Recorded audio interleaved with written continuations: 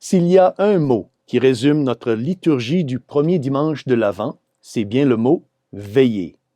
Mais qu'est-ce que cela peut bien vouloir dire pour nos vies aujourd'hui? C'est ce que nous allons voir dans ce commentaire de l'Évangile.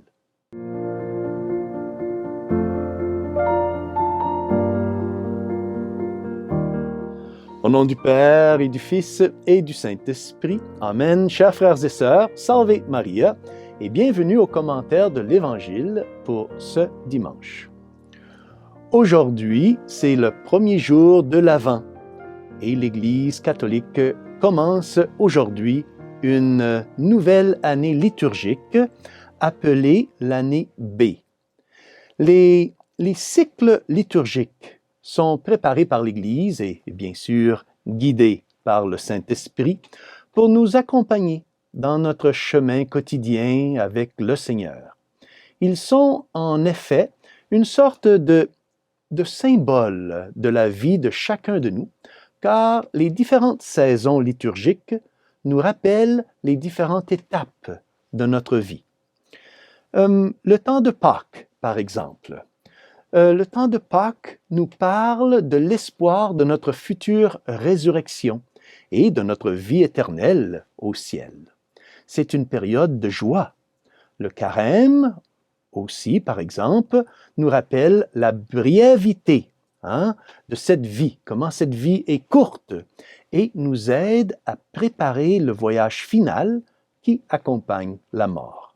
C'est une période de pénitence et de mortification. Un autre exemple, le temps ordinaire. Le temps ordinaire du temps liturgique nous rappelle les combats quotidiens que nous devons mener pour être fidèles à Dieu et à ses commandements.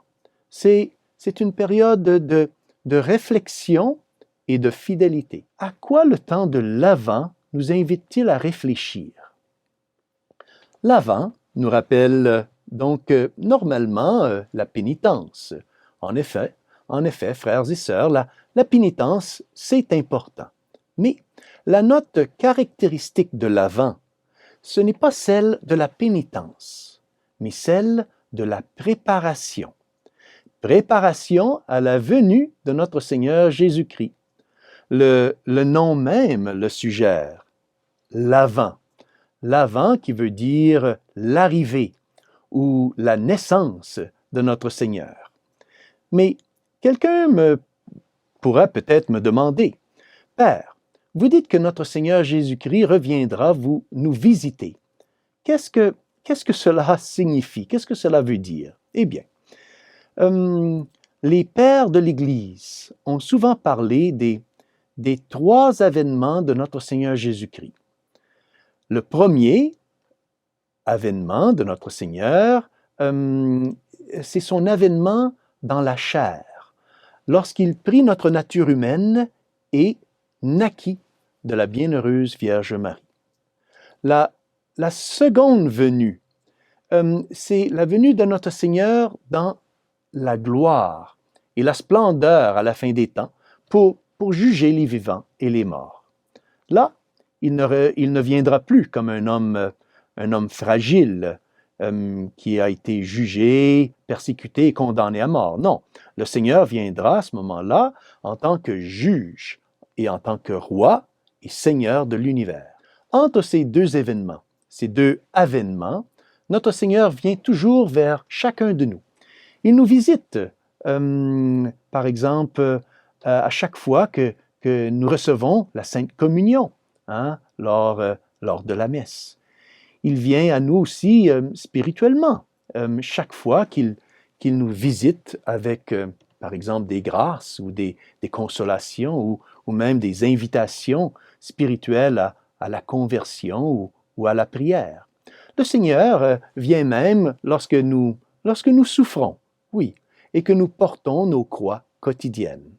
Le Seigneur nous visite constamment, même si nous sommes parfois tellement absorbés par les préoccupations de notre vie quotidienne que parfois, hélas, nous l'ignorons. Un jour, il nous rappellera à lui. C'est sa dernière visite. Chacun de nous sera appelé dans l'éternité pour rendre compte de sa vie au grand juge éternel. Ça, c'est le moment de notre mort. La première venue du Seigneur a eu lieu à Bethléem. La dernière venue du Seigneur aura lieu le jour du jugement dernier. Et entre ces deux venues, le Seigneur vient aussi à nous lorsqu'il nous visite dans notre vie quotidienne. Comme je vous l'ai déjà dit, donc comme au moment de la Sainte Communion, ou même au moment où nous sommes en train de demander pardon au sacrement de la pénitence. Mais il vient surtout au moment de notre mort. Notre foi catholique nous enseigne que dès que nous mourons, nos âmes sont jugées par notre Seigneur Jésus-Christ et sont soit sauvées ou sont condamnées. C'est ce que l'Église appelle le jugement particulier. Après la mort, il n'y a pas de retour en arrière. Si nous mourons en état d'amitié avec Dieu, en état de grâce, alors là, nous serons sauvés.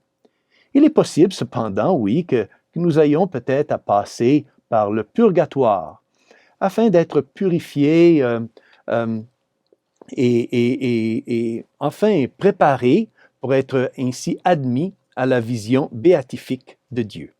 Mais au moins au purgatoire, nous savons que nous sommes sauvés et que nous serons finalement unis à Dieu, unis à Notre-Dame, aux anges et à tous les saints pour toute l'éternité. Si nous mourons dans un état de péché grave, sans aucun repentir, alors là, nous sommes condamnés au feu éternel de l'enfer. Que signifie alors la dernière venue de Jésus-Christ? Au dernier jour, tous nos corps seront ressuscités et joints à nos âmes. Ensuite, il y aura un jugement final au cours duquel toute l'humanité sera comme amenée devant le juge éternel, le Christ, notre Seigneur, qui jugera toute l'histoire et prononcera une sentence sur la lutte entre le bien et le mal. Là, toutes nos vies, toutes les miséricordes de Dieu, tous nos péchés et nos misères, tous nos vertus et nos sacrifices, tout sera connu de tous. Dans tout cela, nous verrons comment, à chaque instant, la main de Dieu a tout dirigé et comment le plan de Dieu a été victorieux malgré toutes les apparences du contraire. C'est l'histoire glorieuse et grandiose du salut de l'humanité. Notre liturgie aujourd'hui nous invite spécialement à préparer cette venue de notre Seigneur dans nos vies. S'il y a une chose certaine dans nos vies, c'est qu'un jour, nous mourrons tous. Et s'il y a une chose qui est incertaine dans nos vies, c'est bien le jour de notre mort. Personne ne sait quand ce jour viendra. Notre Seigneur nous parle de cette incertitude dans l'Évangile d'aujourd'hui, qui nous est présenté par Saint Marc, chapitre 13, versets 33 à 37. Voici ces paroles. Prenez garde, restez éveillés, car vous ne savez pas quand ce sera le moment. C'est comme un homme parti en voyage, en quittant sa maison. Il a donné tout pouvoir à ses serviteurs, fixé à chacun son travail et demandé au portier de veiller. Prenez garde, dit le Seigneur, restez éveillés. L'exemple donné par notre Seigneur est celui donc d'un homme qui voyage à l'étranger et laisse ses serviteurs en charge de sa maison. Les serviteurs, les domestiques, donc, n'ont aucun moyen de savoir quand le maître reviendra. C'est pourquoi le Seigneur leur dit, et je continue, « Veillez donc, car vous ne savez pas quand vient le maître de la maison, le soir ou à minuit, au chant du coq ou le matin. S'il arrive à l'improviste, il ne faudra pas qu'il vous trouve endormis. Ce que je vous dis là, je le dis à tous. Veillez. » Et notre Seigneur ici répète 3 fois le mot « veiller ». C'est important. Et c'est un fait d'expérience commune que personne ne sait quand ils mourront.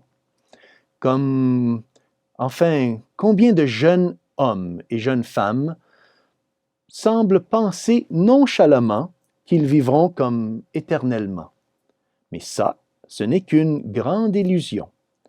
En tant que prêtre, frères et sœurs, j'ai souvent été appelé à plusieurs reprises pour assister et apporter une aide spirituelle à des personnes très jeunes, même parfois des enfants qui étaient sur leur lit de mort. Ils étaient initialement en bonne santé et tout semblait bien se passer. Soudain, une douleur ou un inconfort les amène donc chez le médecin. Au moment où ils s'y attendent le moins, le diagnostic du médecin apparaît comme une phrase menaçante. Cancer. Eh oui, le cancer. Vous avez 6 mois pour vivre. Eh bien, de telles personnes sont effectivement très chanceux. Eh oui, ces personnes sont très chanceuses. Pourquoi? Parce qu'ils vont avoir le temps de réfléchir sur la mort et sur l'éternité. Ils vont avoir le temps de se préparer. Ils ne sont pas appelés à être jugés soudainement et donc sont pris à l'improviste. Mais non, ils ont le temps pour se préparer. Mais combien de décès, d'un autre côté, ai-je vu, sans que la personne n'ait été prévenue? Je pense par exemple à ce jeune homme qui rentrait chez lui à vélo, pensant joyeusement à ce que sa femme lui préparait pour le dîner.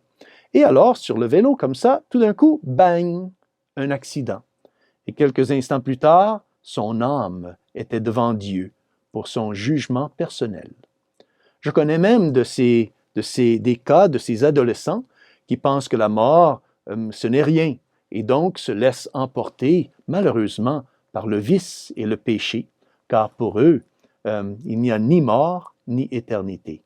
Mais hélas, combien de fois ai-je vu de ces jeunes gens appelés au siège du jugement de Dieu, même à leur très jeune âge? Les paroles de notre Seigneur aujourd'hui devraient résonner constamment dans nos oreilles en ce temps de l'Avent et nous rappeler ce mot « veiller ». Il faut veiller. Ce soir, quand nous nous coucherons, ce sera peut-être notre dernière soirée sur terre. Qui peut le savoir avec certitude? Tout prêtre connaît la sentence menaçante de l'adage en latin. Clericorum soris repentina moris. Cela veut dire que la mort subite est le sort des prêtres. Oui, beaucoup de prêtres sont appelés par Dieu soudainement, sans aucune préparation. Je ne devrais pas dire sans aucune préparation, car Dieu leur a donné, en tant que prêtres, de nombreuses chances, de nombreuses grâces et de nombreuses manières de se préparer pour leur mort. Alors, la mort subite arrive très souvent aux prêtres. Oui, mais cela peut aussi vous arriver. Cela peut arriver à n'importe qui. Une seule chose est sûre, frères et sœurs, c'est que le jour de notre mort est incertain. L'Église nous invite donc aujourd'hui à réfléchir sur cette vérité importante en ce premier dimanche de l'Avent. Oui, nous sommes invités à réfléchir qu'un jour, nous mourrons tous. Ce jour-là, nos âmes seront jugées par Dieu. Notre destinée éternelle dépend donc de la façon dont nous vivons aujourd'hui. Demandons à Notre-Dame de la bonne mort, de nous préparer pour ce moment. Réfléchissons également sérieusement à tout cela et voyons quelles mesures nous devons prendre pour changer nos vies et alors nous préparer pour notre mort. Une excellente manière de se préparer à l'Avent est de faire donc une bonne confession et de prendre quelques bonnes résolutions afin d'éviter le péché et d'éviter toutes les occasions de péché. C'est bien le plus important c'est bien la chose la plus importante que nous pouvons faire. Cela est beaucoup plus important que faire un acte de pénitence. Si nous voulons toutefois vouloir offrir de petits sacrifices pendant ce temps de l'Avent, nous devons le faire avec cette intention. Ces petits sacrifices, nous les faisons afin de préparer notre âme pour la mort.